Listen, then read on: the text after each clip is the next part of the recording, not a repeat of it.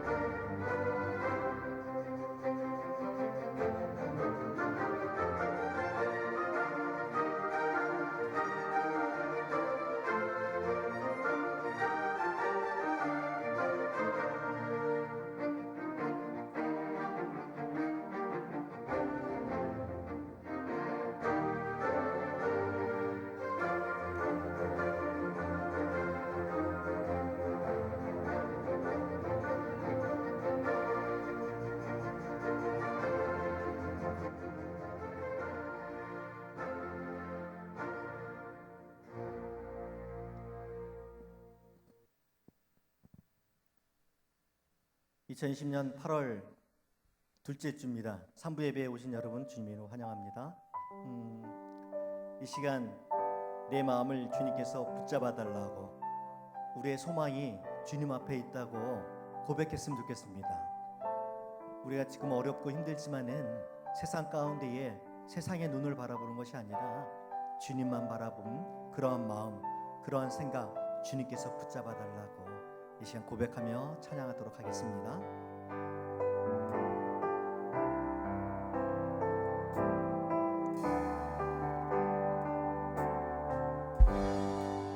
저 높은 곳을 향하여 날마다 나아갑니다.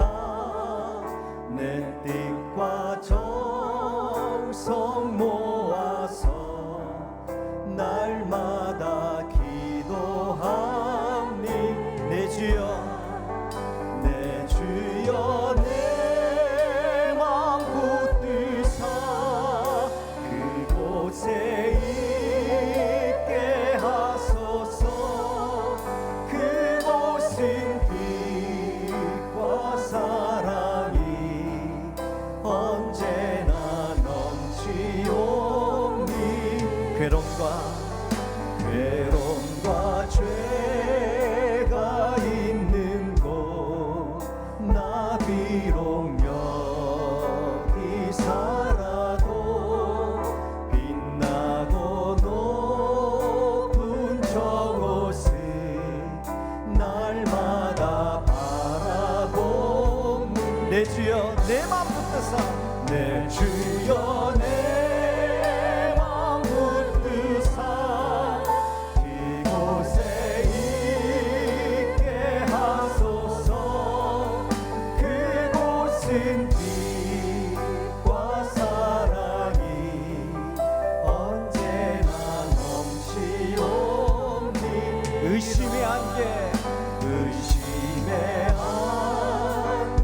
거치고 근심의 구름 없는 곳, 기쁘고 참된 평화가 거기만 있사옵니. 아멘. 내 주여, 내 주여, 내 마음 붙드사 그곳에 있게 하소서. 그곳은 빛과 사랑이 언제나 넘치네. 목소리를 높여서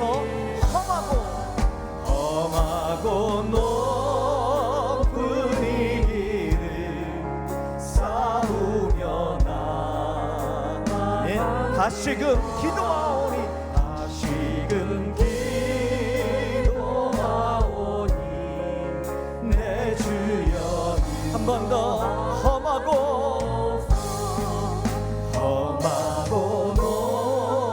높은 이 길을 싸우며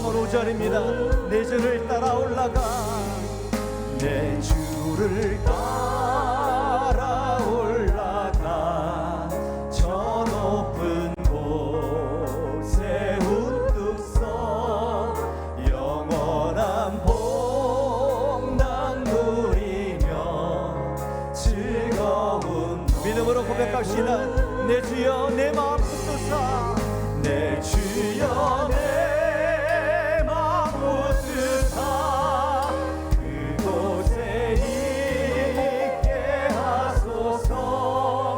그곳은 빛과 사랑이 언제나 넘치고 내 주여 내 마음 붙드사 내 주여 내 마음 붙드사 그곳에 있게 하소서. 그곳은 빛과 사랑이 언제나 넘치옵니다. 아멘. 우리의 소망이 하나님 앞에 있었으면 좋겠습니다. 이 시간 예배 가운데에 주님만 바라보는 예배 시간 됐으면 좋겠습니다. 코로나19로 인해 딱 두 가지인 것 같아요. 믿음이 성장하든지 믿음이 후퇴하든지. 그렇죠? 혹시 뭐 믿음이 떨어졌다가 올라오신 분들도 계실 테고 여전히 믿음이 떨어져 계신 분들도 있으실 텐데 바라기는 예배 가운데에 오늘 드려지는 예배 가운데에 다시 한번 새롭게 되는 은혜가 있었으면 좋겠습니다. 회복되는 은혜가 있었으면 좋겠습니다. 아멘. 이 시간 제가 선포할 때에 여러분이 아멘이시면은 아멘 크게 외쳐주시면 감사하겠습니다. 우리 하나님은 우리의 반석이 되십니다. 아멘. 우리 하나님은 우리의 생명의 능력이 되십니다. 아멘. 우리 하나님은 실수하지 아니하시는 약속을 이루시는 하나님 되십니다. 이 시간 그 하나님을 우리가 박수치면서 찬양하도록 하겠습니다.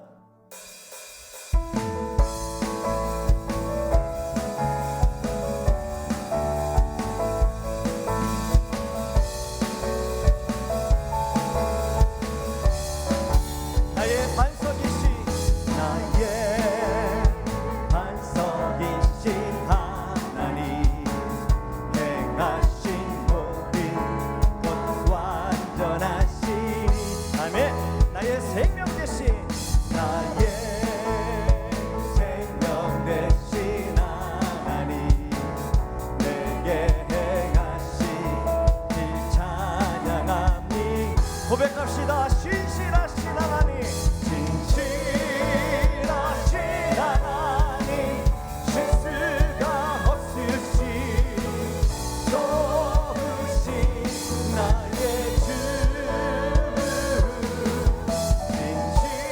신실하신 하나님 실수가 없으신 좋으신 나의 주 믿음으로 다시 한번 찬양합니다. 나의 반석이신 하나님 행하신 모든 것 완전하시니 아멘. 나의 생명 되신 하나님 내게 행하신 일 찬양합니다. 신실하신 하나님 실수가 없으신 좋으신 나의 주 아멘. 신실하신 하나님 실수가 없으신 한 번 더 처음부터 찬양합시다. 나의 반석이신 하나님 나의 반석이신 하나님 행하신 모든 것 완전하신 아멘. 나의 생명 되신 나의 생명 되신 하나님 내게 행하신 일 찬양합니다. 신실하신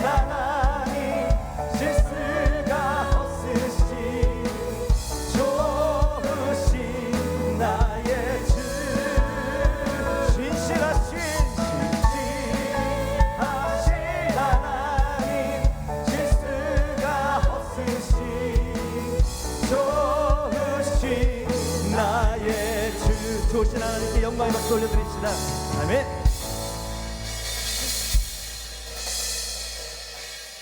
지금 예배 가운데에 많은 분들이 같이 인터넷으로 예배 드리시고 계세요. 일본에 계신 선교사님도 또 몽골에 계신 선교사님 그러신다 그러더라고요. 지난주에 또 미국에 제가 1년 동안 주일을 했었는데요. 그 교회 목사님과 통화를 하면서 많은 어른들이 안 나오고 계시대요. 저희도 마찬가지죠. 많은 분들이 안 나오고 계시는데 한국에서 딸들이 아들들이 전화를 한대요. 교회 가지 말라고. 마트에 가지 말라는 얘기는 안 한대요. 교회 가지 말라고. 그래서 못 나오고 계신 분들이 많다고 그래요. 옳고 그름의 문제가 아니라 지금 우리는 우리가 주님 앞에 온전히 서 있는지, 정체성에 관해서 계속 말씀을 듣고 있습니다. 우리가 그리스도인인지, 우리가 아버지 학교, 남자분들은 아버지 학교, 여자분들은 어머니 학교도 하는 걸로 알고 있는데, 아버지 학교에서 정체성을 분명히 구호로 외칩니다. 아버지, 그러니까 하나님을 말하는 거죠. 아버지, 제가 아버지입니다. 아버지 학교에서 첫 구호가 그렇게 하고 시작을 합니다. 하나님 아버지, 아버지, 제가 아버지입니다. 구호로 외칩니다. 이 시간 저희도 한번 외쳤으면 좋겠습니다. 아버지, 제가 그리스도인입니다. 다 같이 한번 하시죠. 시작. 아버지, 제가 그리스도인입니다. 네, 이 시간 말씀 가운데에 다시 한번 정체성을 분명히 하고 예배 가운데에 우리 다시 한번 회복되고 다시 한번 하나님 앞에 나올 수 있는 우리 소망교회 성도님들 했으면 좋겠습니다. 이 시간 왜 나만 겪는 고난이냐고 바꾸실 수 있는 분은 하나님밖에 안 계세요. 믿으시죠? 우리 마음도 바꾸실 수 있고 모든 환경도 바꾸실 수 있는 것은 하나님밖에 안 계세요. 이 시간 그 하나님만 바라보며 찬양하도록 하겠습니다.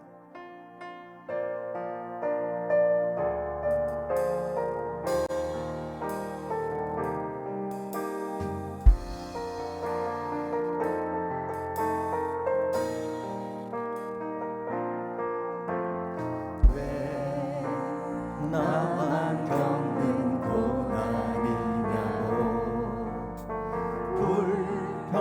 불평하지 마세요.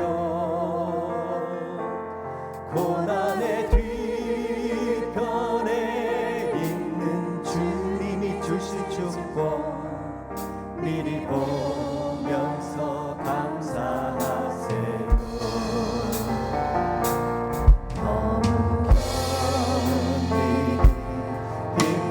지금 이 순간에도 주님이 일하고 계시잖아요. 남들은 지쳐 앉아 있을지라도 당신만은 일어서세요. 힘을 내세요. 힘을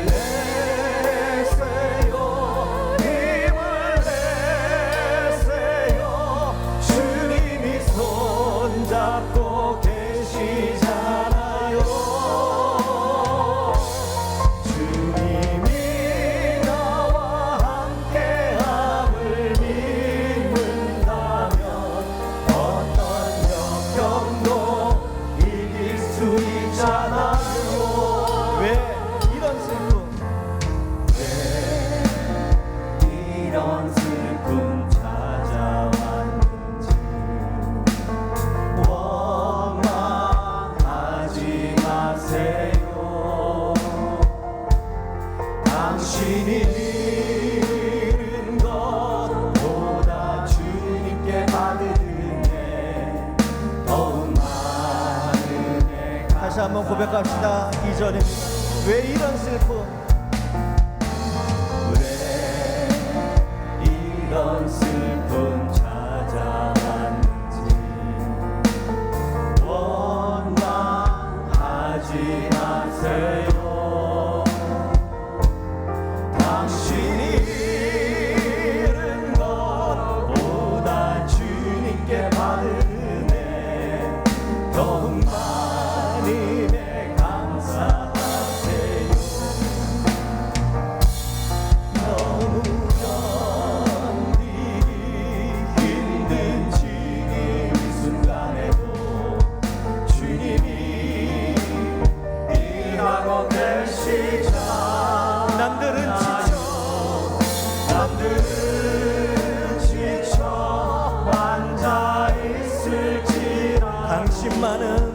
당신만을 일어서세요. 힘을 내세요. 힘을 내세요. 힘을 내세요. 주님이 손잡고 계시잖아요. 주님이 나와 함께함을 믿는다면 어떤 고난도 견딜 수. 힘을 내세요. 힘을 내세요. 힘을 내세요. 힘을 내세요. 주님이 손잡고 계시잖아요. 아멘.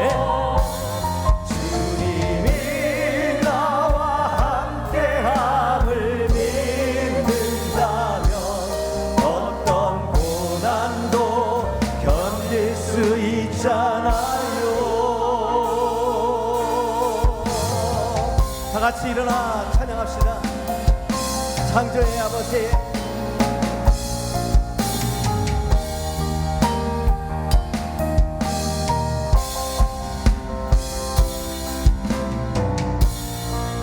창조의 아버지, 그 섭리 보이사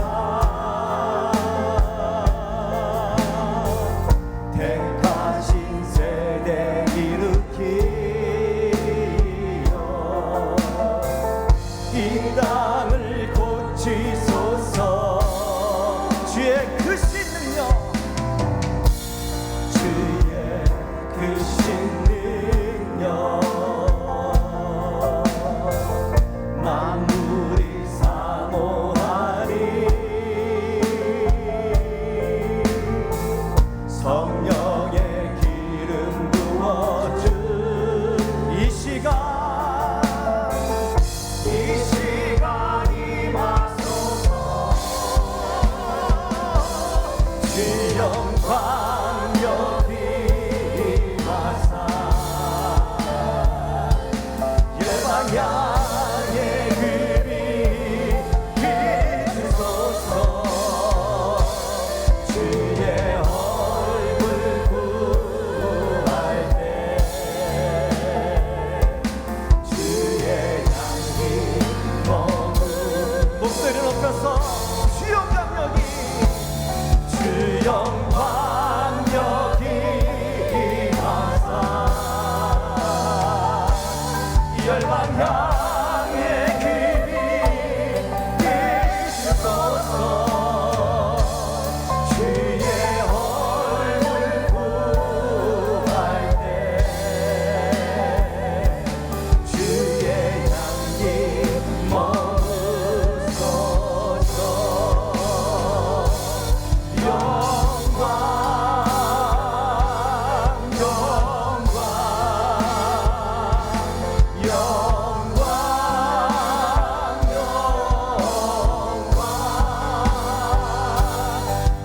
영광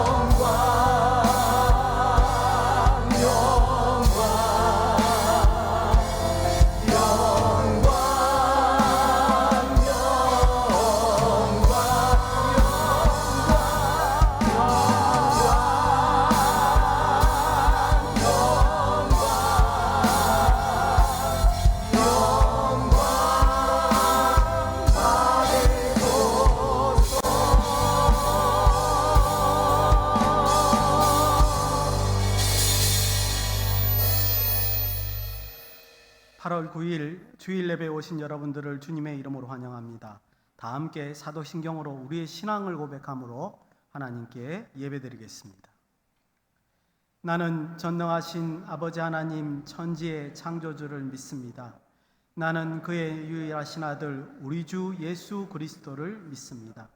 그는 성령으로 잉태되어 동정녀 마리아에게서 나시고 본디오 빌라도에게 고난을 받아 십자가에 못 박혀 죽으시고 장사된 지 사흘 만에 죽은 자 가운데서 다시 살아나셨으며 하늘에 오르시어 전능하신 아버지 하나님 우편에 앉아 계시다가 거기로부터 살아있는 자와 죽은 자를 심판하러 오십니다.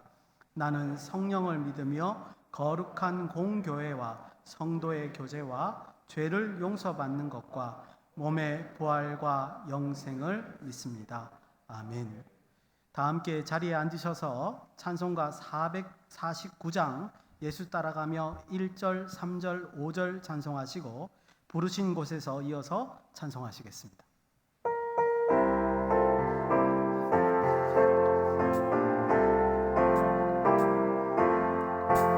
예수 따라가며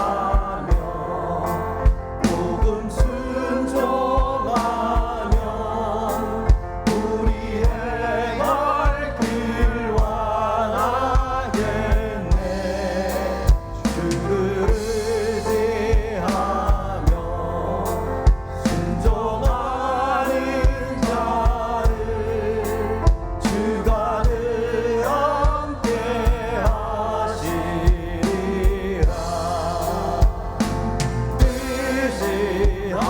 의지하고 순종하는 길은 예수 안에 즐겁고 복된 길이로다.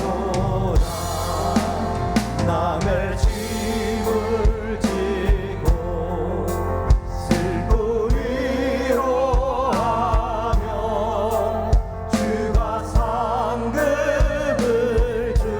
주시겠네.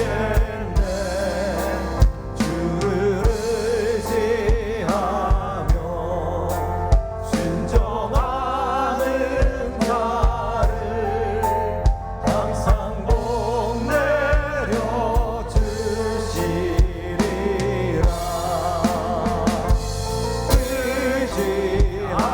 의지하고 순종하는 길은 예수 안에 즐겁고 복된 길이로다.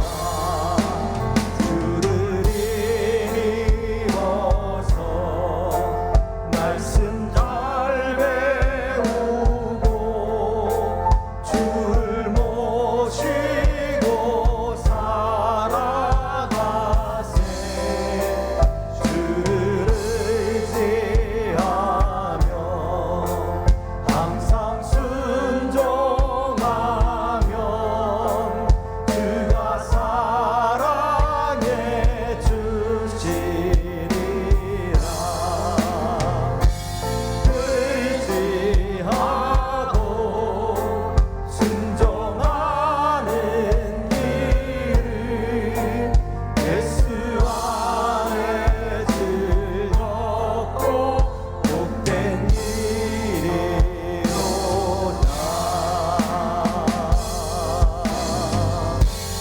따스한 성령님 마음으로 보내 내 몸을 감싸며 주어지는 평안함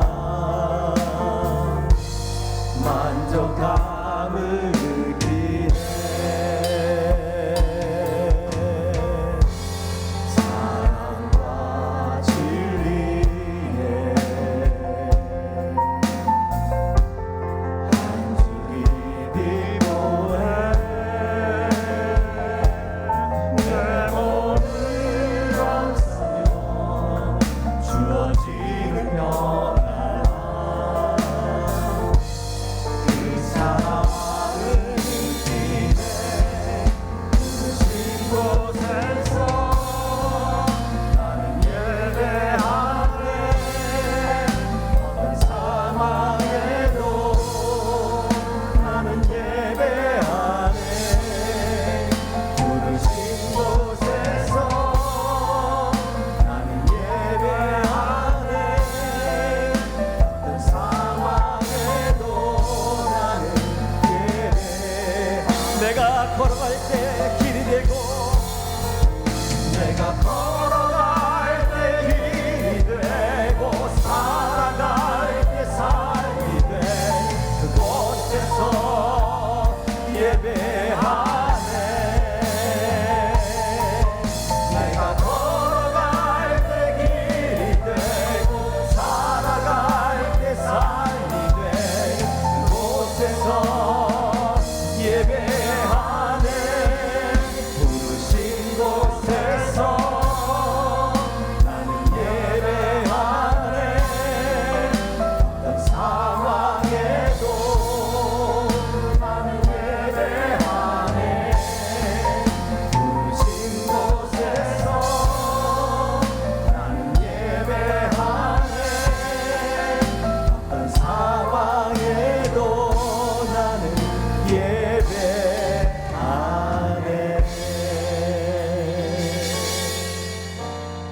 합심하여 함께 기도하겠습니다.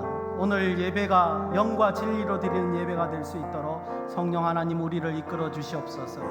오늘 선포되는 말씀이 우리의 심령 깊이 새겨지게 하시고 우리의 삶의 모든 영역들이 하나님의 말씀으로 말미암아 새롭게 되는 역사가 일어날 수 있도록 인도하여 주시옵소서. 우리 다 같이 통성으로 기도하시겠습니다. 고마우신 아버지 하나님, 은혜를 감사합니다.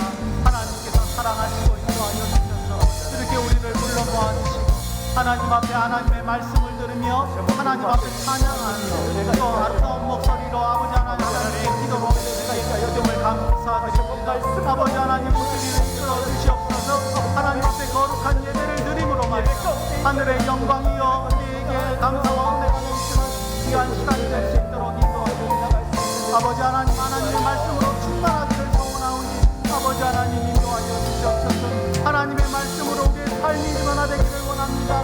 한 주간 아버지 쌓아왔던 아버지 그 많은 짐들 하나님 앞에 내려놓고 기도할 때 아버지 하나님 위로하시고 함께하여 주셔서 아버지 하나님 그 모든 일들이 해결될 수 있도록 역사하여 주옵소서. 오히려 하나님의 말씀으로 위안받고 우리의 삶이 교정되며 하나님 앞에 영광 돌리는 우리의 삶이 될 수 있도록 아버지 하나님 역사하시고 함께하여 주시옵소서. 오늘 드릴 모든 예배가 이와 같이 될 수 있도록 인도하시고 함께하여 주시옵소서.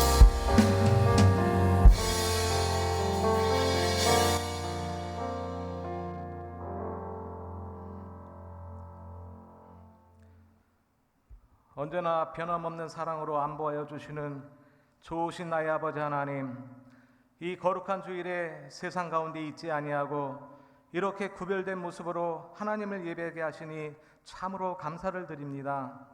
마지막 때 영과 진리로 예배하는 자를 찾으신다 하신 말씀이 이곳에 모인 성도들로 하여금 모두가 그렇게 되게 하여 주시고 첫째 부활자의 영광을 누리는 참된 예수 그리스도의 증인들로서 그리스도인의 정체성을 가지고 살아가도록 인도하시고 다스려 주시옵소서. 레바논의 폭발 사고와 세계 곳곳의 이상기후로 인하여 때 아닌 물난리와 산불로 인하여 발생한 사상자와 이재민 등 어려움을 겪고 있는 많은 사람들이 있습니다. 수개월째 이어지는 코로나19로 인한 확진자와 사망자의 수도 감소되지 않는 가운데 우리들이 하나님께 기도함은 그저 우리들을 불쌍히 여기사 긍휼과 자비를 베풀어 달라고 간절히 간구할 뿐입니다. 아버지 하나님, 이 땅 가운데 처한 모든 재난들을 거두어 주시고 재난으로 인한 유가족들과 어려움에 처한 이들에게 크신 위로함을 더하여 주시고 저들도 예수 안에서 참 평안을 누리며 진정으로 회개하여 하나님의 자비를 구하는 신실한 믿음의 자녀들이 되게 하여 주시옵소서. 이곳 대한민국에도 며칠째 이어지는 폭우로 인해 목숨을 잃은 가족들이 있고 많은 이재민들이 생겨났습니다. 유가족들의 아픔을 위로하여 주시고 다시금 이러한 재해로 세상을 달리하는 사람들이 생겨나지 않도록 정부와 위정자들이 철저하게 대비하도록 지혜를 모게 하시고 모든 피해자에게 복구가 원만하게 이루어져 저들의 아픔이 하루속히 치료되어 일상이 회복되도록 하나님이시여 은혜를 베풀어 주시옵소서. 또한 하나님을 대적하는 모든 악법들이 국회를 통과되지 않도록 막아주시고 어둠에 사로잡혀 한 치 앞도 가름하지 못하는 어리석음을 되풀이지 않도록 모든 법을 주관하는 자들과 이 백성들에게 깨우칠 수 있는 예수님의 마음과 성령을 허락하여 주시기를 간절히 기도합니다. 이곳 100곳에 소망교회를 세우시고 마지막 때 하나님의 선하신 일들을 이루어가도록 도우시는 하나님께 더 큰 감사를 드립니다. 특별히 안식월을 보내시는 담임 목사님과 사모님에게 크신 은혜를 베풀어 주시어 영적으로 하나님과의 깊은 만남이 있게 하시고 하반기 목회 사역을 하시는데 지치지 아니하시고 세우신 모든 일들을 하나하나 이루어 가시는 힘과 능력을 재충전하시는 귀하고 복된 시간이 되게 하여 주시옵소서. 교회 학교의 모든 사역자들과 선생님들에게 풍성한 능력을 베푸시어 다음 세대를 이끌어가는데 온 힘과 열정을 다하게 하시고 저들의 기도와 애씀으로 인해 우리 교회가 든든히 세워지고 더 나아가 우리의 아이들로 하여금 이 민족의 세계 열방 가운데 하나님을 말씀을 담대히 선포하는 선택된 영적 이스라엘로 나가게 인도하여 주시옵소서. 오늘 말씀을 선포하시는 박영복 목사님에게 성령의 능력으로 띠띠워 주시사 그 입술을 주장하여 살아계신 하나님의 말씀만을 담대히 증거하게 하시고 듣는 성도들로 하여금 깊은 깨달음 있게 하시어 한 주간의 생명의 양식과 지표가 되어지도록 집중하여 듣게 하시고 우리들이 아멘으로 화답하며 하나님께 영광을 돌리는 살아 숨쉬는 영적 예배의 시간이 되도록 성령 하나님 깊이 간섭하여 주시기를 지금도 나를 위해 아버지 보좌 우편에 서서 친히 중보하시는 좋으신 친구이며 구원자이신 예수님의 이름으로 간절히 기도드립니다. 아멘.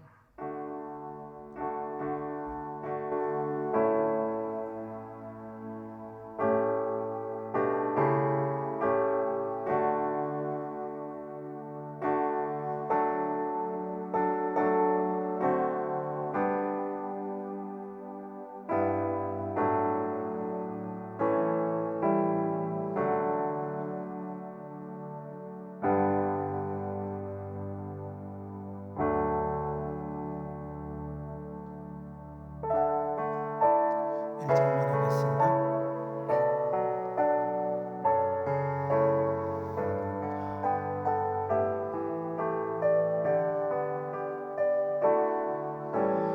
내게 있는 향유가 주께 가져와 그 발 위에 입 맞추고 드립니다.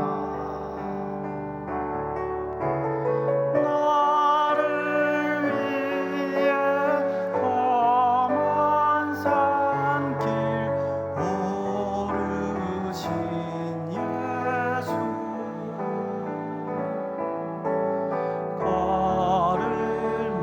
걸음마다 그 신사랑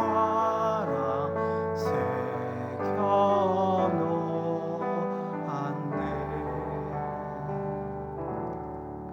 은혜로우신 아버지 하나님, 우리를 항상 인도하여 주시고 하나님의 날개 아래 안전하게 보호하여 주심을 감사드립니다.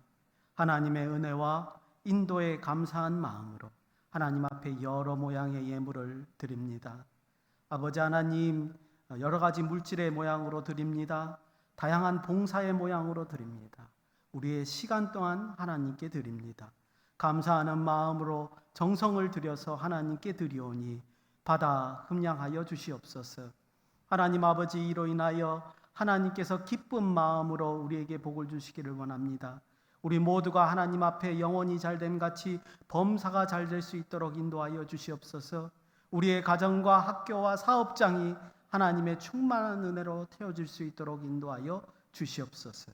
우리가 머무는 곳마다 하나님께서 함께하여 주시사 나가도 복을 받고 들어와도 복을 받는 우리 모두가 될 수 있도록 인도하여 주시옵소서. 때때마다 주시는 그 풍성한 은혜로 하나님의 진리를 전하는 우리 모두가 될 수 있도록 인도하여 주시옵소서. 특별히 수해로 인하여 많은 이웃들이 고통 중에 있습니다. 아버지 하나님 기억하시고 함께하여 주시다. 고통을 덜어주시고 위로하시고 빨리 모든 것이 복구될 수 있도록 인도하여 주시옵소서. 걸어가신 예수님의 이름으로 감사드리며 기도드리옵나이다. 아멘.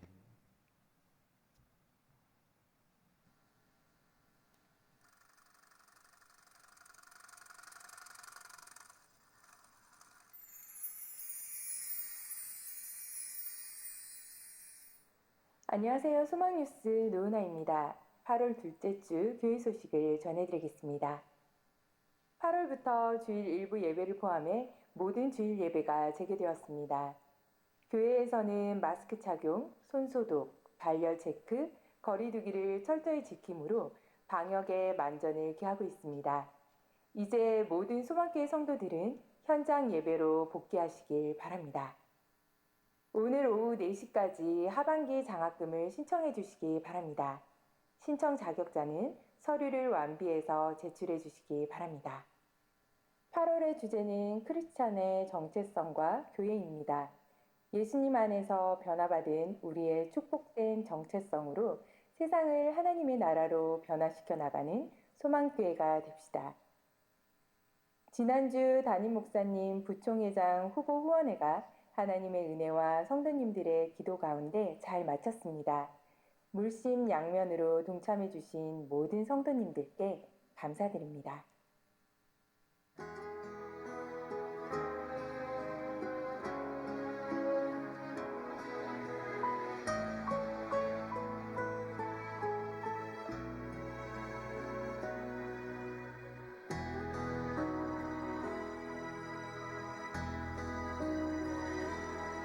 나를 지으신 이가 하나님, 나를 부르신 이가 하나님, 나를 보내신 이도 하나님, 나의 나 된 것을 제30, 31기 양육반을 모집합니다. 1층 게시판을 참고하셔서 신청해 주시기 바랍니다. 여름 수련회를 대신하여 사부 예배 시 청년부 특별 세미나가 진행됩니다. 관심 있으신 성도분들은 참여하여 주시기 바랍니다. 담임 목사님은 8월 3일부터 20일까지 안식월을 보내십니다. 김대우 집사님, 김효숙 집사님이 범사에 감사한 마음으로, 정용대 장로님, 이순아 권사님이 결혼기념일을 맞아 감사한 마음으로, 양순철 안수 집사님, 김순복 권사님이 범사에 감사한 마음으로 떡을 제공해 주셨습니다. 감사합니다.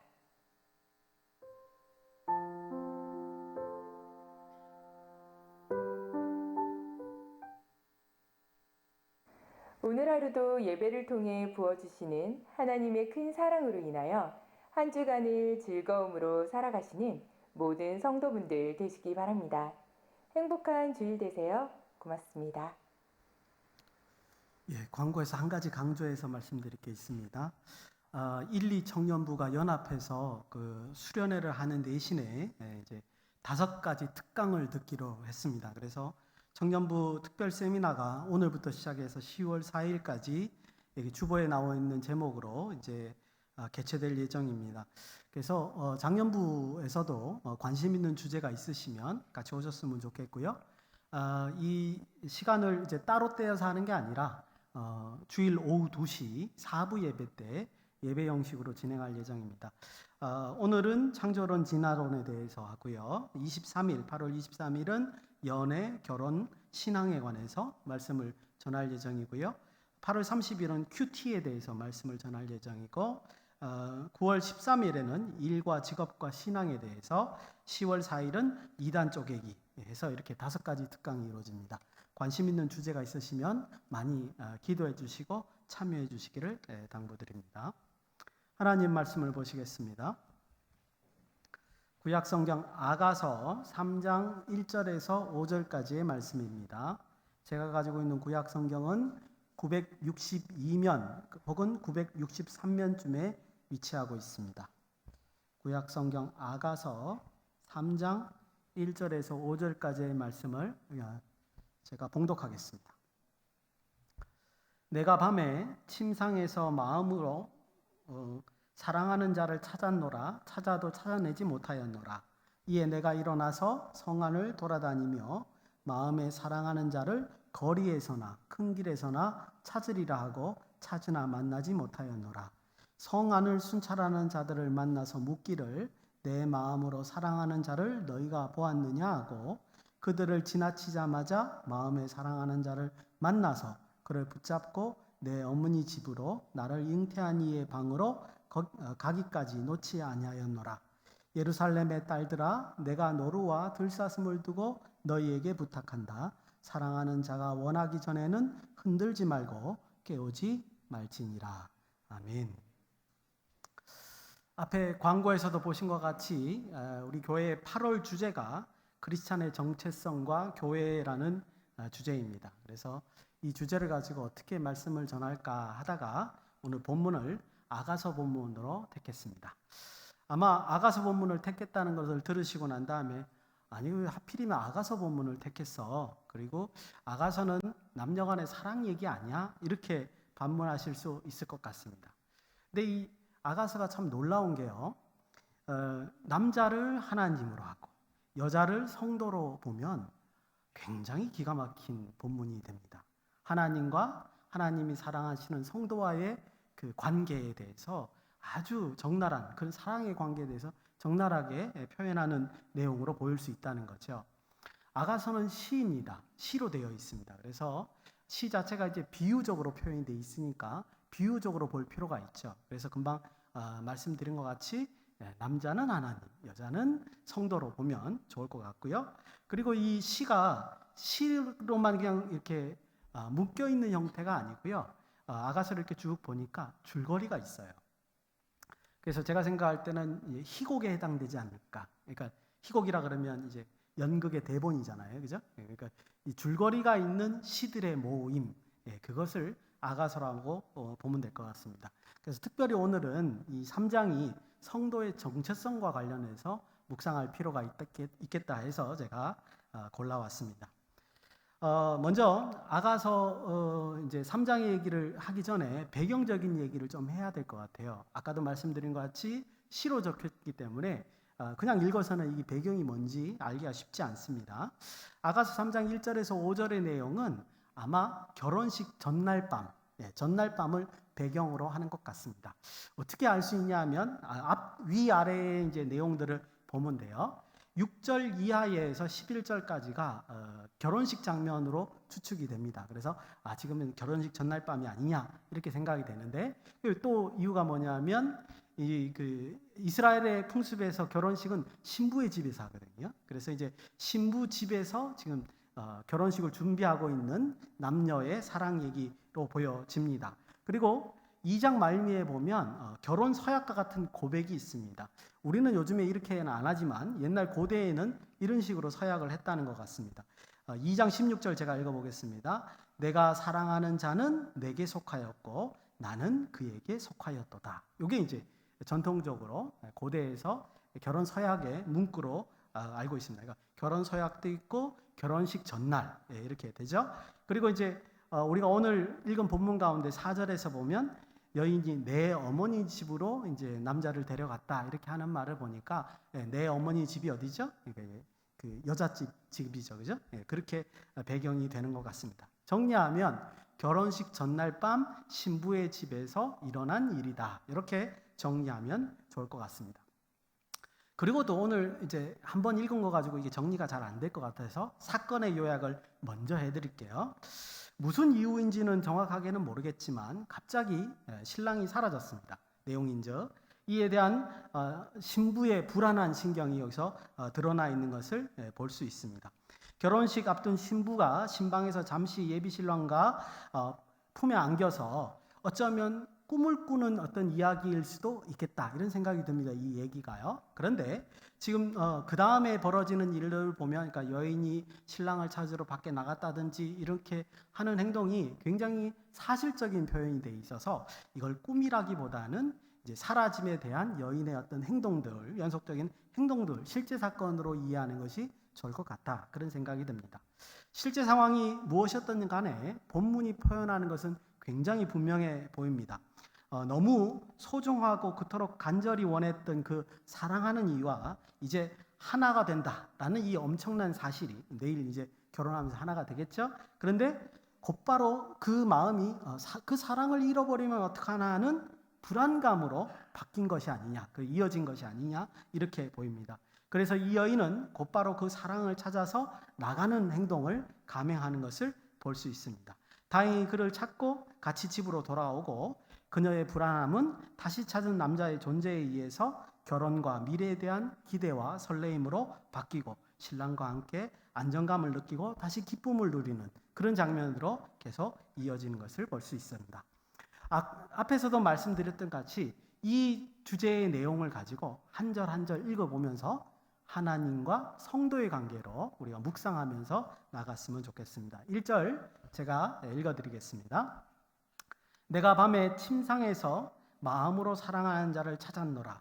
찾아도 찾아내지 못하였노라.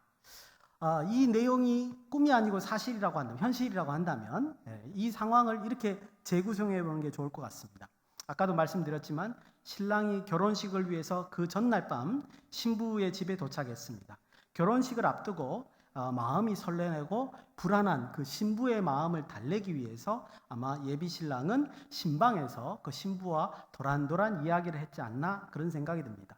위로를 받은 신부가 신랑의 무릎에 머리를 두고 이제 약간 잠이 든 것 같습니다. 근데 마침 신부가 잠이 들자 신랑이 무슨 이유인지는 모르겠지만 밖에 나간 것 같아요. 근데 그 틈에 또 신부가 다시 깼습니다. 그런데 신랑이 없는 거예요. 그래서 불안한 마음으로 신랑을 찾아 나간 것이 아닌가 이렇게 보여집니다. 여기서 우리가 좀 주목할 사항이 있는 건 뭐냐면요. 신부가 신랑이 잠시 없어진 거에 대해서 불안해했다는 거예요. 그렇죠? 예. 그래서 신부가 신랑을 찾으러 나갔다는 거죠. 제가 여러분들한테 묵상하고 싶은 거는 뭐냐 하면 왜 불안한 것이냐? 불안의 이유가 뭐냐? 뭘 불안한 거냐? 이거를 한번 생각해 보자는 거죠. 만약에 이곳이 낯선 곳이고 멀리 여행을 왔고 혹은 도처의 위험을 도사리고 있는 지역이라고 한다면 이 신부의 불안함은 그 예비 신랑에 대한 안위에 대한 걱정이 될 수 있겠죠. 그런데 여기는 신부의 집이잖아요. 그죠? 그런 게 아닌 것 같아요. 그러면 왜 신랑이 없다 그래서 신부가 불안하냐? 제가 생각할 때 이게 정체성에 관한 문제일 것 같다라는 거죠. 무슨 말씀이냐면 내일 결혼을 해야 되는데 신랑이 없으면 예비 신부인 자기는 뭐야? 아무런 가치가 없어지잖아요. 그죠? 그런 정체성의 불안을 여기서 드러낸 것이 아니냐 이렇게 생각이 듭니다.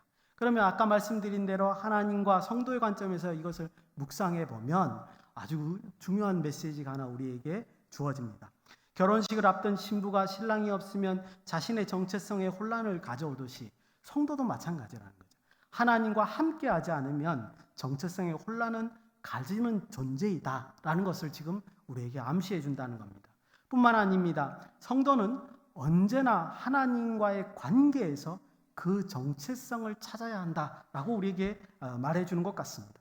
하나님과의 지속적인 관계를 통하여 자신의 모습을 지속적으로 발견하고 지속적으로 정의해 나가는 존재가 성도이다. 이렇게 말하는 것 같습니다. 적어도 신부가 신랑이 없어서 불안해하듯이 성도는 하나님과의 교제가 중단되었을 때 그 불안함을 느낄 수 있는 그런 민감함을 가져야 한다. 이런 교훈을 우리에게 주는 것 같습니다. 그런데 우리가 평상시에는 이 불안함을 느낄 수가 잘 없죠. 그래서 제가 성경에서 예시를 하나 찾았는데 어떨 때 불안하고 어떨 때 불안하지 않는가 이 예시를 성경 본문에서 한번 찾아왔습니다.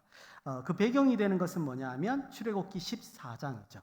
출애굽기 14장은 나중에 읽어보시면 알겠지만 이스라엘 백성이 애굽에서 나와서 홍해를 건너기 직전의 그런 모습입니다. 홍해를 건너기 전에 이스라엘이 출애굽 그 기적을 통해서 출애굽을 했음에도 불구하고 홍해를 건너기 전에 하나님의 존재를 못 느껴요. 이스라엘이 하나님의 그 역사를 믿지를 못하고 모세에게 불평하는 모습이 14장에 기록이 되어 있습니다. 그도 그럴 법한 게 뭐냐면 앞에는 홍해가 가려져 있죠. 뒤에는 애굽의 전차들이 와서 그들을 쫓고 있었습니다. 그러니까 이스라엘 백성들이 불안해했습니다. 근데 여러분들 14장을 꼼꼼히 살펴보면 하나님이 함께 하셨어요. 근데 그걸 이스라엘이 못 느낀 거죠. 왜 그러냐면 보십시오. 쫓아오는 애굽의 전차들은 하나님이 불기둥으로 막으셨거든요. 그리고 시간은 조금 걸리지만 홍해 바다를 바람으로 가르셔서 길을 만들고 계셨어요. 그렇죠. 그러니까 이스라엘이 하나님이 없을 때는 불안함을 느꼈다. 근데 하나님의 기적의 역사를 보는 순간 그 불안함이 사라지게 되는 것을 우리가 볼 수 있습니다. 서로 다른 것 같지만요. 그때의 본문과 지금의 본문이 공통점이 있습니다. 하나님이 함께 하심을 주는 그 위안과 기쁨은 성도들의 정체성의 근간이 된다. 이런 말씀인 거죠. 그죠? 예. 여인이 남자가 없을 때 불안을 느낀 것 같이. 적어도 그런 특별한 시기에는 하나님과 함께 하심이 얼마나 소중한지를 우리가 잘 느낄 수 있는 예화다. 그렇게 보여집니다. 2절 말씀을 보시겠습니다. 이에 내가 일어나서 성 안을 돌아다니며 마음에 사랑하는 자를 거리에서나 큰 길에서나 찾으리라 하고 찾으나 만나지 못하였노라. 이 말을 보면 어떻게 보면 여인의 이제 마음속의 다짐, 독백 뭐 이렇게 들리기도 합니다. 근데 찾으나 만나지 못하였노라라는 말을 보면 그냥 독백의 얘기는 아닌 것 같아요. 즉 그 마음을 실행으로 옮긴 것 같습니다. 찾아봤다는 거죠. 근데도 못 찾았다 지금 얘기를 하고 있습니다. 신부는 갑자기 사라진 신랑을 찾기 위해 집에서 나와서 온 성을 돌아다닙니다. 얼마나 정신없이 시장과 거리를 뒤졌는지 그 모습이 상상이 될 정도입니다. 그런데 중요한 것은 간절히 찾았지만 그를 쉽게 발견하지 못했다는 겁니다. 여기서 우리가 중요할 것은 이 점이죠. 여인이 밤에 성을 돌아다닌다. 굉장히 위험한 행동이죠. 그죠? 예. 사랑하는 자를 찾는 거라는 의도는 굉장히 좋아 보이지만 그 찾는 거에 급급을 해서 자신을 위험에 시킨다는 것은 굉장히 지혜롭지 못한 행동이다. 이런 생각이 듭니다. 우리가 아가서를 다 읽어보지는 않았지만 2장 15절에 보면 여우라는 존재가 나옵니다. 그러니까 집 밖에 여인이 나갔을 때 그 여우가 해칠 수 있다는 걸 암시하죠. 2장 15절에서 여우에 대해서 어떻게 표현하냐면 이렇게 표현합니다. 우리를 위하여 여우 곧 포도원을 허는 작은 여우를 잡으라. 우리의 포도원에 꽃이 피었습니다. 이렇게 표현합니다. 여우를 잡으라고 했어요. 왜 잡으라고 했죠? 포도원을 허물기 때문입니다. 이거 전부 다 시적인 표현이에요. 비유적으로 우리가 해석을 해야 됩니다. 이때 포도원이 상징하는 게 뭐죠? 여인이거든요. 정리라면 포도원 즉 여인의 마음속에 아름다운 사랑의 꽃이 피었는데 여우가 그 꽃이 피지 못하게 열매가 맺지 못하게 그 포도원을 망치게 된다. 그래서 여우를 잡아야 된다. 이렇게 표현하고 있는 겁니다. 여러분들 이 표현을 다른 관점에서 보면요. 이 여우의 등장은 그 여인의 그 지극히 아름다운 여인의 마음속에 핀 그 사랑의 꽃에 대한 찬사가 포함이 되어 있는 거예요. 즉, 그 여인의 마음속에 핀 꽃은 뭐야? 악인들의 탐닉이 대상이 될 수 있고 그 여우의 공격을 받을 수 있는 대상이 될 수 있다는 것을 보여주고 있는 겁니다. 여러분 다시 3장 2절로 돌아오십니다. 여인이 혈혈단신 신랑을 찾아 집 밖에 돌아다닌 것은 이런 자신을 아름다운 자신을 엄청난 위험에 노출시키는 것을 의미를 합니다. 그럼에도 여인은 신랑 찾기 위해 물불을 가리지 않는 모습을 볼 수가 있습니다. 의욕은 참 좋습니다만은 지혜가 없어서 그 자기 자신이 위험에 처했다는 것을 모르고 있는 그런 형국이 되는 거죠. 이 표현을 하나님과 성도와의 교제 관계에서 한번 생각을 해보겠습니다. 하나님의 교제를 이루려는 성도는 마귀의 공격에 노출된 가능성이 매우 높다는 것을 말해주고 있습니다. 왜냐하면 믿음이라는 아름다운 꽃이 성도의 마음에 이제 피기 시작했기 때문에 그렇습니다. 1차적으로 마귀가 유린하기 위해서 너무 탐스러운 존재라는 걸 우리는 기억을 하셔야 됩니다. 마귀는 우는 사자와 같이 한 영혼이라도 공격하기 위해서 집 밖에 두루 다니고 있는 것이죠. 여기서 집이라고 하는 것은 하나님의 보호의 울타리라고 생각하시면 되겠죠. 그죠? 그런데 여러분들이 오해하지 말아셔야 될 것은 뭐냐면 마귀가 그렇다고 해서 성도를 공격하느냐? 그러지 못합니다. 하나님이 절대로 그렇게 두지는 않죠. 근데 여기서 마귀가 찾아다니는 건 뭐냐? 성도를 유혹하는 거죠. 신앙의 꽃이 피었을 때 마귀가 유혹해서 성도가 죄에 빠지게끔 한다는 것으로 여러분들은 이해를 하셔야 됩니다. 성도는 믿지 못하고 불안한 마음의 유혹에 빠져서 혹은 하나님을 기다리지 못하고 조급함 때문에 자신을 큰 위험에 스스로 노출시키고 있다는 점을 우리는 오늘 본문을 통해서 경고를 받아야 합니다. 그래서 2절 말씀은 신랑을 찾고자 하는 신부의 간절함은 이해가 되지만 또한 자신을 위험에 빠뜨리게 되는 무분별한 여인의 섣부른 행동으로도 우리가 이해할 수 있습니다. 그러니까 신앙으로 보면 신앙은 무분별하게 열심으로만 신앙생활을 한 데서 다 좋은 것이 아니다. 이렇게 우리가 묵상할 수 있습니다. 제가 한 가지 조언을 드리자면 많은 경우에 있어서 혹은 그 일이 중요하면 중요할수록 우리는 섣부른 행동을 시작하기보다는 하나님의 신호를 기다리는 것이 더욱 지혜로운 방법이다. 이런 점을 기억하셔야 됩니다. 특별히 우리가 어떤 사람입니까? 우리가 하나님의 일을 감당하는 사람이 아니겠습니까? 그럴수록 우리는 뭐예요? 인내하고 겸손한 태도를 갖는 것이 매우 중요하겠다. 이런 생각을 듭니다. 왜 그러냐면 우리는요, 미래를 정확하게 알 수가 없어요. 하나님의 지혜를 받기 전에는 알 수가 없는 게 미래이기 때문에 섣부른 판단, 섣부른 행동은 오히려 자기 자신을 위험에 빠뜨릴 수 있게 된다. 이런 말씀인 거죠. 계속해서 3절 말씀을 보시겠습니다. 성 안을 순찰하는 자들을 만나서 묻기를 내 마음으로 사랑하는 자를 너희가 보았느냐 하고, 신랑을 찾던 여인은 성 안을 순찰하는 자들을 만나게 됩니다. 우리 한글 성경에는 이제 여인이 성 안을 순찰하는 자들을 만난 거로 돼 있지만 히브리 본문에는 뭐라고 돼 있냐면 이 사람들이, 순찰하는 사람들이 여인을 발견했다, 이렇게 표현되어 있습니다. 주체와 객체가 바뀌어 있습니다. 그러니까 여인이 지금 찾아다니는 모습을 우리가 상상해 볼 수 있어요. 지나가는 사람이면 누구나 목격할 수 있도록 이 여인은 지금 밤중에 막 거리를 돌아다니면서 열심히 찾고 있는 겁니다. 여러분들, 제가 아까 앞에 여우 얘기를 했잖아요. 여우를 안 만나는 게 너무나 당연스러운, 이제 다행한 그런 순간인 거죠. 또 조금 이따 이제 4절을 읽어보겠지만 이 성안을 순찰하는 사람들과 헤어지고 난 다음에 곧바로 이제 남자를 만나게 됩니다. 이건 정말 다행스러운 순간이다, 이런 생각이 듭니다. 그런데 이 점을 상상해 보면 아주 중요한 것을 발견할 수 있다는 거죠. 특별히 하나님과 성도의 관점에서 한번 생각해 보십시오. 하나님께서는 역사를 주관하시는 분입니다. 그러니까 하나님께서는 성도를 특별히 보호하시는 거죠. 왜 갑자기 이런 말씀을 드리냐? 제가 생각할 때는요, 이 여인이 이제 신랑을 찾으러 나왔잖아요. 근데 이제 남자가 그리고 집에 간 거예요. 갔더니 뭐야? 여인이 없는 거예요. 그래서 곧바로 그 남자가 이 여인을 찾기 위해서 나오지 않냐는 거죠. 그러니까 만약에 그 남자가 찾으러 안 왔다면 이 여인은 어쩌면 여우를 만날 수도 있는 거예요. 하지만 곧바로 남자가 찾아 나왔기 때문에 여인과 만나서 다시 집으로 돌아가는 것을 볼 수 있지 않냐, 이런 상상을 우리가 한번 해볼 수 있습니다.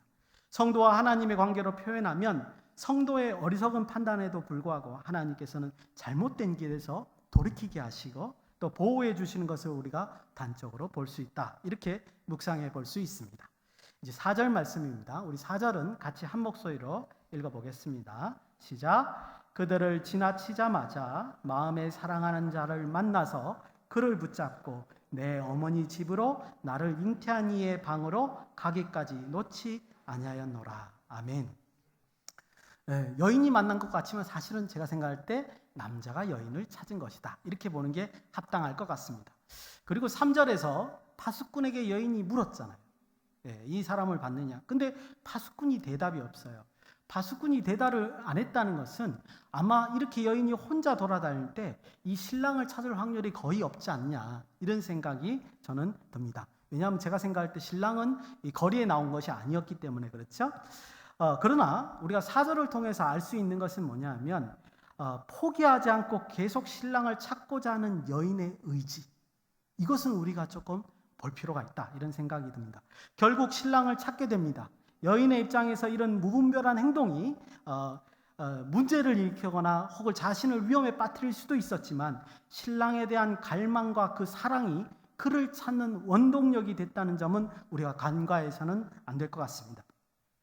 다시 말해서 무분별한 행동은 잘못된 것이지만 그 사랑과 갈망은 잘못된 것이 아니다, 이렇게 말할 수 있다는 거죠. 조금 더 지혜로웠으면 더 좋았을 뻔했다, 이렇게 말씀드릴 수 있습니다. 여러분들, 근데 왜 여인이 무모했죠? 이렇게 좋은 의도를 가지고 있었는데 왜 무모했냐는 거죠. 왜 자신을 위험에 빠뜨릴 정도로 정신을 못 차렸냐는 거예요. 이유는 뭐냐면 신랑의 계획을 몰랐기 때문이라는 거예요. 신랑이 무엇을 하려고 하는지, 마음이 무엇인지 그거를 몰랐기 때문에 하는 거예요. 그래도 아쉬운 점은 몰랐더라 하더라도 합리적으로 생각하고 감정적인 걸 억제하고 기다렸으면 모든 것이 해결되었을 텐데 하는 그런 아쉬움이 좀 있는 거죠. 여러분들, 성도들도 마찬가지입니다. 하나님에 대해서 무조건적으로 맹신하는 성도는 어쩌면 자기 자신을 위험에 노출시킬 수 있습니다. 그래서 우리가 믿는 믿음, 절대적인 믿음이라는 건요, 무조건적이거나 비이성적인 믿음이 결코 아닙니다. 하나님을 아는 지식이 있어야 합니다. 그 이성적인 지식을 바탕으로 해서 마음에 확신을 가져야 합니다. 그리고 그 확신을 가지고 우리 삶에 우리가 적용해 봄으로써 경험으로 그 지식이 드러날 수 있도록 하셔야 됩니다. 그리고 그 기적이 일어났을 때 그 기적을 보고 예수 그리스도의 장성한 분량까지, 절대적인 믿음까지 우리는 나아가야 되는 것이다. 이렇게 말씀드릴 수 있습니다. 여러분들, 그래야 참 진리입니다. 그래야 어디서나 언제나 실현될 수 있는 믿음이 되는 겁니다. 여러분들, 이런 진리가 우리 실생활에서는 진짜 일어나요. 우리가 그렇게 안 해서 그런 거죠. 그런 믿음을 우리는 가져야 됩니다. 성도는 그것을 경험함으로써 하나님의 은혜와 사랑이 참된 것을 확인하고 더욱더 큰 기쁨을 누릴 수 있어야 합니다. 여러분들, 이 말은 무슨 뜻이냐면 분명히 아셔야 될 게 이겁니다. 하나님의 은혜와 사랑이 내 안에 오셔서 부자 되고 성공하게 하는 것, 그게 중요한 게 아니에요. 물론 그럴 수 있습니다. 하나님의 은혜가 주어져서 내가 부유해지고 성공하게 되는 거 있을 수 있는 거예요. 복을 주시면 그럴 수 있는 거예요. 근데 그 때문만에 믿어서는 안 된다는 거예요. 그러면 제가 강조하는 건 뭐냐?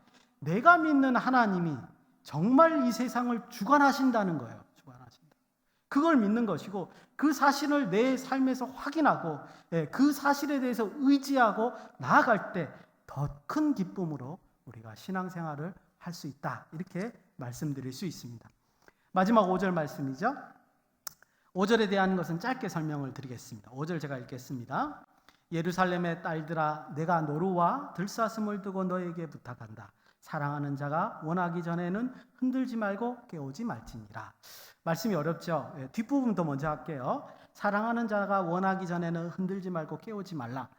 남자 여자의 그 은밀한 공간이 방해받지 않으려는, 그러니까 하나님과 성도가 그 신앙이 방해받지 않으려는 그런 마음이 여기에 녹아 나와 있습니다. 근데 문제는 앞에 절이죠. 예루살렘 딸들아, 내가 노루와 들사슴을 두고 너에게 부탁한다. 이게 분명히 시기 때문에 은유적인 표현인데 우리가 이게 정확하게 뭔지를 모르겠어요. 왜 노루와 들사슴을 두고 부탁하는지, 그렇죠? 근데 한 가지 우리가 해석을 해보면, 학자들은 여러 가지 얘기를 합니다만 한 가지 해석을 해보면, 너희에게 부탁한다라고 할 때 이 부탁한다가 히브리어로 샤바예요. 샤바는 맹세한다라는 말로 번역할 수도 있습니다. 그러니까 노루와 들사슴을 두고 너희에게 맹세한다, 이렇게도 번역이 가능하죠. 근데 문제는 이렇게 맹세가 뭔지 우리가 사실은 정확하게 알 수가 없습니다. 시간이 너무 오래됐기 때문에. 그렇죠? 그런데 이 맹세한다는 단어로 한번 해석을 해보면 자신의 경솔한 행동에 대한 반성이 아닌 후회와 반성을 지금 얘기하는 것이 아니냐, 이렇게 보여집니다. 여러분들, 맹세의 측면에서 보면 성도는 하나님과의 교제에서 지식이 동반되어야 된다는 거예요. 지식이 있어야 된다는 거예요. 여러분들, 남녀 간의 사이에도 어떻습니까? 교제할 때 육체적이고 그런 교제도 있을 수 있지만 이성적이고 정신적인 교감이 있지 않습니까? 그리고 남녀 간에 서로 무엇을 원하는지 무엇을 하는지 알아야 되지 않습니까? 하나님과 성도의 관계도 마찬가지라는 겁니다. 성도가 하나님을 안다고 표현할 때 그거는 하나님의 마음도 아셔야 되고요, 의도도 알아셔야 되고, 계획도 인식하셔야 되고, 뿐만 아니라 그 능력도 인정할 줄 알아야 됩니다. 그래야 우리가 하는 고백이 뭐예요? 삶의 현장에서 하는 그 고백이 뭐예요? 올바른 고백이 되는 거예요. 그것도 모르면서 고백한다는 것은 어쩌면 그건 무조건적인 신앙이에요. 그렇지 않습니까? 올바른 고백이 올바른 삶의 방향을 이끌 수 있는 겁니다. 이제 본문을 짧게 묵상하고 마치려고 합니다. 저는 오늘 큰 길에서나 찾으리라라는 설교 제목을 이제 선택하고, 그다음에 이제 오늘까지 지금까지 말씀드렸던 두 가지 사항을 묵상을 했었습니다. 큰 길에서라고 했을 때 저는 이걸 세상으로 해석을 했어요. 세상에서 찾으리라, 그 신랑을 찾는 거니까 주님의 길을 찾아가는 그 신앙생활을 말하는 것이 아닌가, 그렇게 저는 은유적으로 생각을 해봤습니다. 그래서 오늘 메시지 두 가지를 요약해 보니까, 여인이 신랑의 부재로 인해서 정체성 혼란을 느낄 때 그때 신랑을 찾으러 나갔잖아요, 그죠? 우리 성도들도 마찬가지라는 거예요. 성도의 불안함은 어디에서 오느냐? 하나님의 교제의 중단에서 온다는 그 문제점을 인식해야 돼요. 무조건 막 찾으러 나가면 안 되죠. 하지만 적어도 우리는 뭐야? 지금 내가 왜 불안해하냐? 내가 왜 지금 뭔가 이상하지? 그럼 어떻게 진단해야 된다는 거야? 하나님과의 교제가 뭔가 문제가 있구나. 이렇게 진단해야 된다는 거예요. 두 번째는 무분별하게 찾아나가는 것은 위험을 노출시키는 일이라는 거예요. 조심하셔야 되는 거죠. 하나님을 찾기를 원해요. 하지만 하나님이 사인을 주실 때까지는 기다릴 줄 알아야 돼요. 물론 더 정확한 사인을 받으려면 하나님을 아는 지식이 필요하지만 말입니다. 그죠? 그리고 제가 또 한 가지 생각을 한 거는 뭐냐면 우리 지금 신앙의 현실에서 본문과 조금 차이가 있는 게 하나 있습니다. 그게 뭐냐? 죄성. 무슨 말이냐면 본문에서는 여인의 죄성이 드러나 있지 않습니다. 그렇지만 우리의 실생활에서는 우리가 뭐가 있죠? 죄가 있잖아요. 여러분들 우리의 삶의 현장에서 보면 분명히 하나님의 말씀이 저 사람 속에 없단 말이에요. 그런데 자기는 스스로 크리스찬이라고 그래요. 크리스찬이라고 포장을 하는 거죠. 왜 그렇게 포장을 하느냐? 자기의 죄를 가리기 위해서. 그렇죠? 자기의 죄를 그걸 크리스찬이라는 포장으로 가리기 위해서 그러고 있다는 거예요. 여러분들이 죄성을 간과하시면 안 됩니다. 심리학자 구스타프 융이 우리에게 좋은 어떤 생각할 포인트를 하나 주고 있는데요. 뭐라 그러냐면 이렇게 말해요. 우리에게는 가면이 있다. 페르소나가 있다. 그래서 우리의 불안과 어두움을 가리고 있다. 이렇게. 근데 이제 구스타프 융도 그런 말 하지만 그 가면이 나쁘다 얘기를 안 해요. 그 가면보다 그 뒤에 있는 불안과 어두움이 굉장히 중요한 것이다. 이렇게 말을 합니다. 저는 이게 성경에 있는 말씀과 유사하다 그런 생각이 듭니다. 왜냐하면 창세기 3장을 보면 아담과 하와가 선악을 알게 하는 나무의 실과를 따먹죠. 그러고 난 다음에 하나님이 뭐라 그럽니까? 아담아 어디 있느냐? 그러니까 아담이 어떻게 했어요? 숨었잖아요. 자기의 죄를 가리는 거예요. 그 이후로부터 인류는 자기의 죄를 가리는, 즉 아까 말씀드리는 가면을 쓰는 그런 습관을 가졌다는 거죠. 그래서 가면을 쓰는 것은 그렇게 나쁜 것이라고 비난하고 싶지는 않습니다. 그런데 더 중요한 것은 뭐냐 하면 그 가면 뒤에 있는 어둠을 관리할 줄 알아야 된다. 구스타프 융도 그런 말을 합니다. 심리적으로. 그 어둠을 잘 관리해야 돼요. 그 어둠이 쌓이고 쌓이면 어떻게 된다고요? 거룩한 성도를 할지라도 마귀의 유혹에 빠지게 되고 죄를 저지르게 되고 결국은 하나님과 멀어지게 된다는 거죠. 여러분들 이 죄라는 거는 굉장히 중요하게 인식을 하셔야 됩니다. 아까 전에 우리가 아가서에서 본 두 가지를 다 방해하죠. 하나님의 계획을 아는 것, 하나님을 아는 지식도 방해합니다. 뿐만 아니라 우리의 불안함을 조장시켜서 우리를 유혹에 빠지게 한다는 거예요. 그래서 우리의 이 어둠을 잘 관리할 수 있어야 된다. 이렇게 말씀드리고 싶습니다. 그렇다면 어떻게 하는 것이 우리의 정체성을 유지하면서 오늘 본문에서 본 두 가지들을 향상시킬 수 있겠느냐? 저는 첫 번째는 무조건 하나님의 아는 지식을 쌓아가야 됩니다. 무조건이죠. 하나님을 알지 못하고 하나님의 일을 한다는 것은 말이 안 되는 거예요. 하나님을 알지 못하고 신앙인으로서의 정체성을 확립한다는 것은 그건 말도 안 되는 거예요. 그렇죠? 당연히 하나님을 아는 지식을 쌓아가야 됩니다. 하지만 이거는 시간이 걸리는 작업이죠. 어쩌면 우리는 평생에 이 작업을 해야 될지도 모르겠습니다. 그렇다면 조금 더 현실적이고 조금 더 이 하나님을 아는 지식이 쌓아지기 전까지 우리가 해야 될 일은 뭐냐? 제가 생각할 때는 두 번째는 기도라고 생각을 합니다. 여러분들 제가 말씀드리는 기도는요, 그냥 하나님께 내 소원을 아뢰는 기도를 말하는 게 아닙니다. 전심으로 하나님께 마음을 토하고 전심으로 내 어둠과 두려움과 교만을 하나님께 고하는 그런 시간을 말씀을 드리는 겁니다. 여러분들 제가 생각할 때 이런 기도는요, 우리 안에 있는 신성함을 깨우칩니다. 우리 안에 있는 신성함을 일으킨다는 거예요. 깨어나게 하는 거예요. 하나님께서 창조 때 우리에게 주신 그 신성함, 거룩함을 그걸 깨우는 거예요. 뿐만 아니라 이런 기도는 우리의 어둠이 이런 진심 어린 고백을 들을 때 듣는다는 거예요. 어둠이 그 기도를 듣는다는 거예요. 그래서 어떻게 해요? 그 어둠이 잠잠해지는 거예요. 이런 방식으로 하나님께서 하나님을 아는 지식이 쌓아질 때까지 우리의 어둠을 관리하면서 나가는 것, 이것이 제가 오늘 말씀드리는 큰 길에서나 찾으리라 하는 그런 메시지가 아닐까 이렇게 생각합니다. 이런 방식으로 큰 길에서 하나님을 찾으시고 또 이와 같은 방식으로 하나님과 간절하고 깊은 교제를 이루시는 저와 여러분이 되시기를 예수님의 이름으로 축원드립니다. 우리 모두 다 같이 일어나셔서 찬송가 410장 1절 4절 찬송하시겠습니다.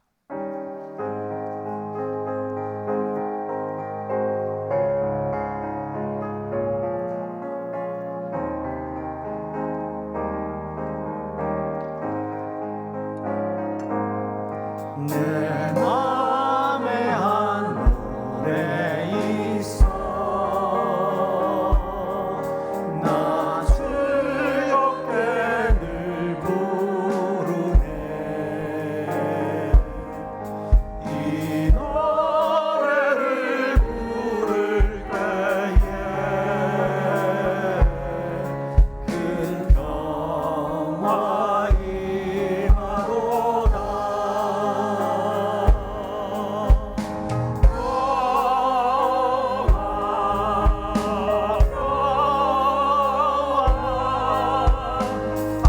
하나님 주신 선물 이 놀라운 주의 거와 하나님 선물일세 이 평화를 얻으려고 주 앞으로 나아갈 때 주 예수님 우리에게 이 평화 주시도다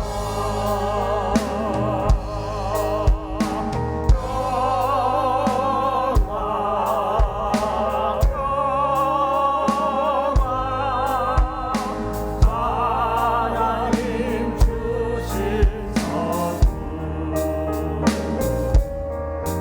이 놀라운 주의 거와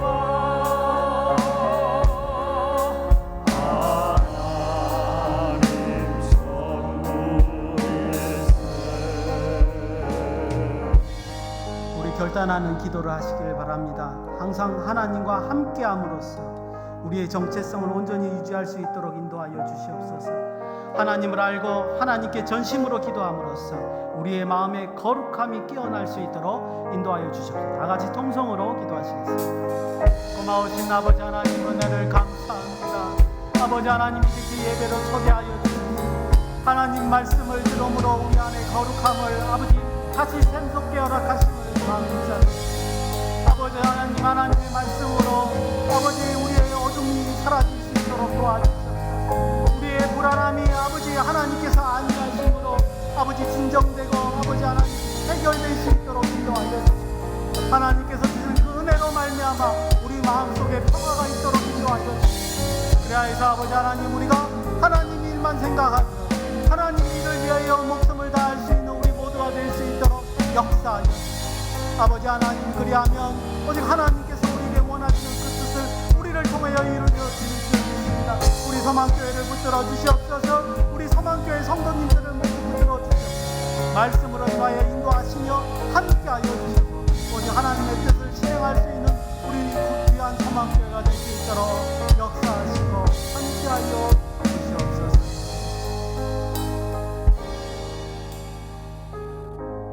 교회의 머리가 되시는 우리 주 예수 그리스도의 은혜와 하나님의 놀라우신 사랑과 성령님의 위로 교통 역사 충만하심이 세상 속에서 하나님의 길을 걷고자 하는 귀한 성도들 머리머리 위에 그의 가정 위에 그의 사업터 위에 이제로부터 영원히 함께 있을지어다. 아멘.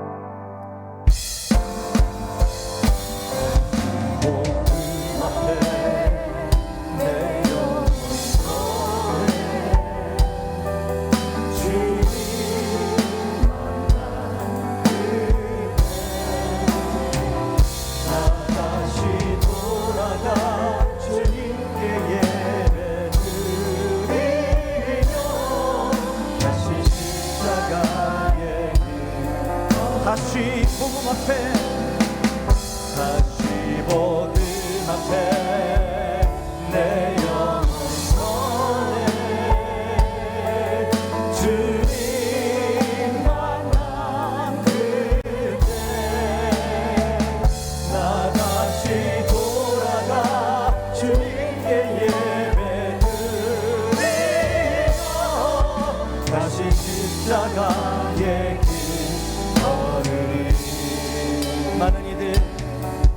많은 이들 말하고 많은 이들 노래는 하지만 정작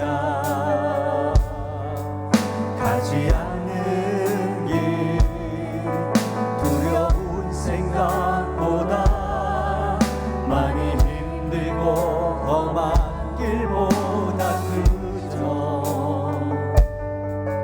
말로만 가려기에 점점 멀어져만 가네.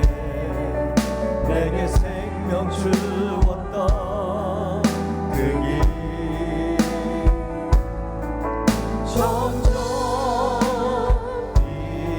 위험하려 내게 사랑 주었던 그 길